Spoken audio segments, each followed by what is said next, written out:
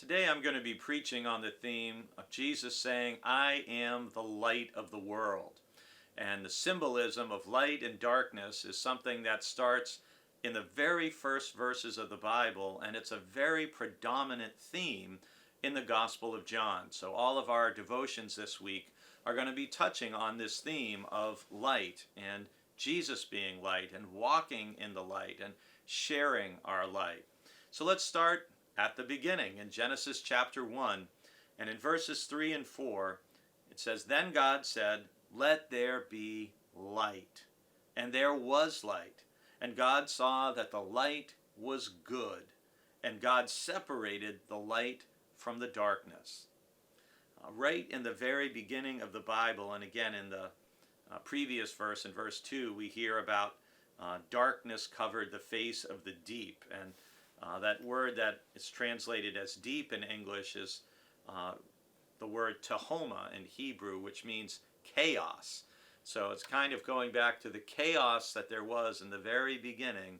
The first delineation, if you will, is between light and darkness. And symbolically, this is the beginning of the struggle of good and evil, of good and bad that we'll see throughout the Bible. Now, I want you to go back in your memory and try to think, what were some of your experiences of light and darkness when you were very young? Many of us were scared of the dark. Maybe you were, maybe a couple of you still are. But some of us may have had night lights in our room or asked parents to leave doors open so that there was a little light so we could see. There is something very basic in us that we are drawn to the light because light enables us to see. And being able to see what things are helps to lessen our fear in the darkness when we can't see. Our fears, our worries, our anxieties, our imagination can run away from us.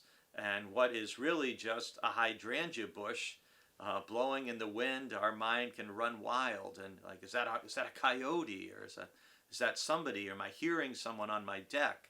Things that happen in the night and in the darkness that precipitate or cause fear, when in the daylight they wouldn't cause any concern at all. So light and darkness, what does light do? I hope you'll listen to my sermon today when I touch on a little bit of what light enables. Light enables us to see. It provides warmth. It enables growth. And so what does it mean when Jesus says, I am the light of the world? And when John proclaims in his gospel at the very beginning that the light who enlightens everyone is coming into the world. We'll be talking about this all this week. But every time you touch a light switch today, remember, you're doing what God did in the very beginning of the Bible. You're separating light from the darkness, and light is good.